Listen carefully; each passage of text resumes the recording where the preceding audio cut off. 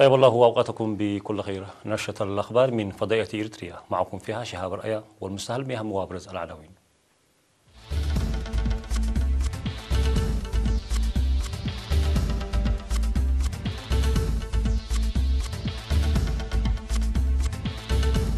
تنظيم حملة للتعرف بمرض زرق العين في مديرية الكمحري. تقدم الملموس في القطاع التعليمي بمديرية عد غيح. مركز التعليم والأبحاث يقدم دورات أهلية للطلاب. قتلى خلال تجمع انتخابي في نيجيريا. محاكمة انفصالية كاتالونيا تسلط الضوء على الانقسامات في إسبانيا. وعاصفة عاتية تجتاح كندا. مرحبا بكم. تجري في مديرية الكمحري حملة للتعرف على زرق العين بالتعاون بين البرنامج الوطني للسيطرة على العمى وفرع الصحة بالإقليم الجنوبي. وأوضح عضو لجنة الخبراء القادمة من مستشفى عد غيح السيد خليل الزايد بأن الهدف من البرنامج هو التعرف المسبق على المواطنين المصابين بمرض زرق العين، ومن ثم إجراء العلاج اللازم لهم في مستشفى عد غيح كجزء من المهام الجارية على مستوى الإقليم. كما أشار إلى تقديم خدمات فحص العيون وتوزيع النظارات الطبية وكذلك الأدوية مجانا وتحويل حالات الإصابة الشديدة إلى العاصمة أسمرة. وقد نظمت حملة مماثلة في مديرية سجنيتي تم خلالها تقديم خدمات طبية متنوعة لأكثر من 400 شخص، فيما سجل في مديرية الدغيح 700 مواطن لتلقي العلاج. هذا وتوضح المعلومات الواردة بأن حملة التعرف على المصابين بمرض زرق العين سوف تستمر في مديريات ميعيني وزرونا وصنعفة وعد غيح. وضح في التقييم الذي شارك فيه مدراء المدارس والمشرفون التربويين بمديرية عد غيح بأن القطاع التعليمي ظل يحقق تقدما ملموسا.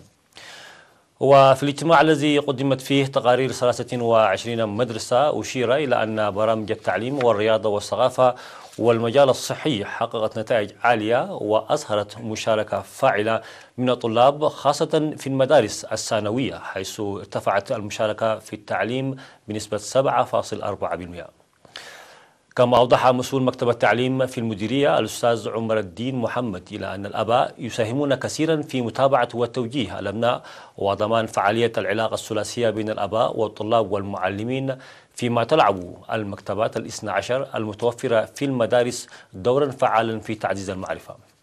وقدم المشاركون آراء وتوصيات بناءة تمثلت في بناء الأسوار في المدارس وتعزيز التنسيق بين المدراء والمدارس وضرورة قيام المؤسسات الصحية بالحملات التوعوية اللازمة وإيجاد الحلول لمشكلة نقص المعلمين وغيرها من المقترحات. نظام مركز التعليم والأبحاث المنضوي تحت وزارة التعليم دورة تأهيلية امتدت لفترة أسبوعين في ساحة الإكسبو بالعاصمة أسمرة ل60 من طلاب المدارس المتوسطة والثانوية، وذلك حول طبيعة وتركيبة الروبوتات وإعداد البرامج. وأوضح الأستاذ سلطان بهتة العضو بالمركز في مراسم التخرج التي جرت في 8 فبراير الجاري، أوضح بأن الهدف من الدورة هو تشجيع الطلاب للتسلح بالمعدات العصرية وترسيخ ثقافة التعليم وإعداد المشاريع الصغيرة.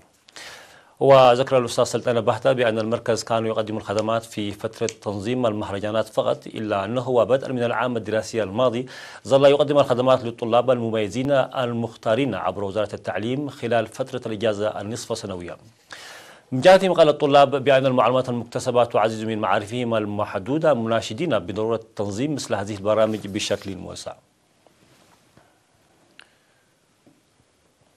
نظمت في مدينة جندة أنشطة نفير أهلية واسعة تمثلت في استصلاح مساقط المياه والنظافة البيئية. وأوضح مدراء إدارات الضواحي بأن العمل المنتظم يومين في الأسبوع يسهم كثيرا في استقرار البيئة، حيث شارك في إنجازه أكثر من 100 مواطن يوميا. وبعد أن ذكروا بنتائج الملموسة للعمل المنظم على أرض الواقع، أكدوا مواصلته حتى بدء خريف المرتفعات.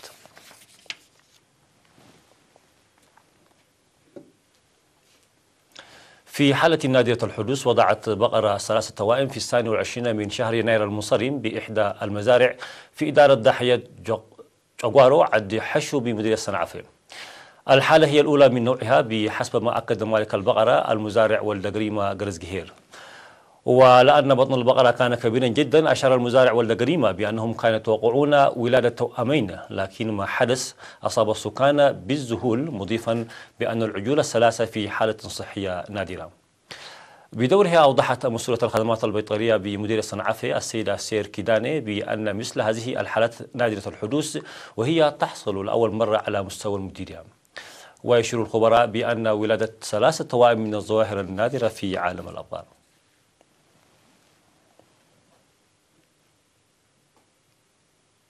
فاصل مشاهدينا ثم الأنباء على الصعيد العالمي.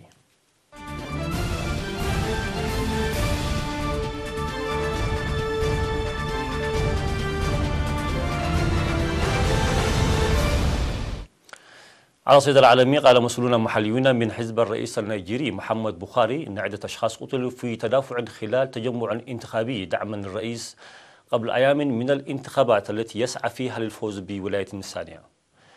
ووقع الحادث في حفل في مدينة بورت هاركورت الجنوبية الكائنة في منطقة دلتا النيجر قلب صناعة النفط في البلاد.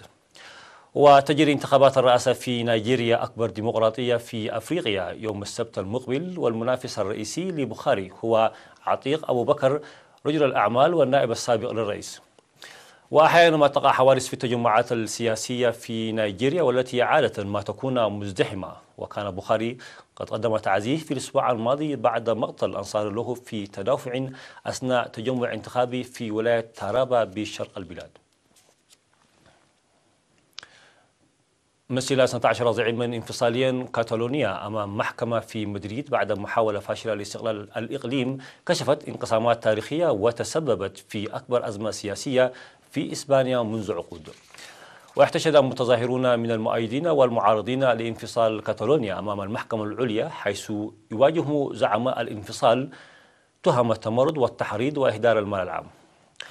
وأحاط مئات من رجال الشرطة بالمتظاهرين، ويقول مؤيدو المتهمين الذين يواجهون احتمال السجن لمدة تصل إلى 25 عاما في حالة إدانتهم، يقولون إنهم سجناء سياسيون، بينما تقول الحكومة إن محاكمتهم تتم وفقا للقانون.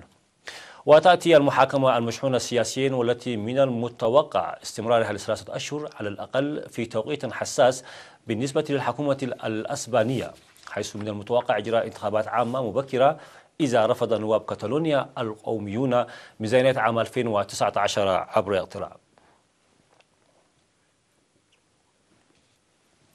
تسببت عاصفة شتوية في تساقط الثلوج بكثافة على أكثر المناطق زحاما بالسكان في كندا، مما أدى إلى إغلاق المدارس وإصابة حركة النقل بالشلل.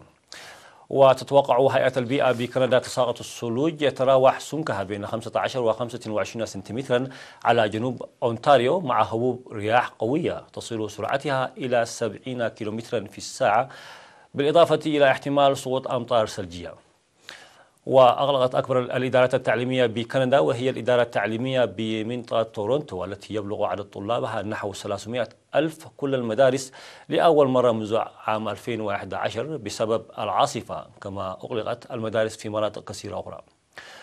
وأعلنت متحدثة باسم مطار بيرسون الدولي في تورونتو إلغاء 32% من الرحلات الجوية.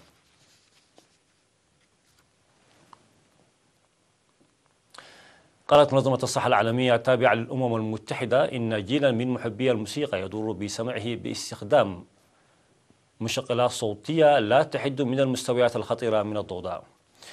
وقالت المنظمة إن 466 مليونا في جميع أنحاء العالم يعانون من تدهور السمع، مقارنة بنحو 360 مليونا في عام 2010.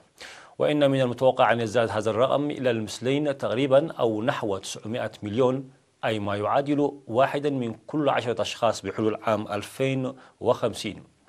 وتحث المنظمة المصنعين والمنظمين على ضمان أن تكون الهواتف الذكية وغيرها من المشغلات الصوتية مزودة ببرامج تضمن أن لا يستمع الناس لموسيقى صاخبة لفترة طويلة من الوقت.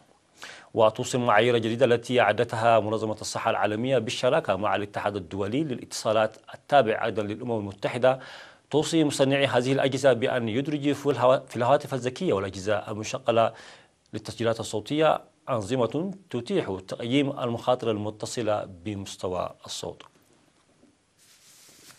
نهاية النشرة، شكرا لكم على حسن المتابعة.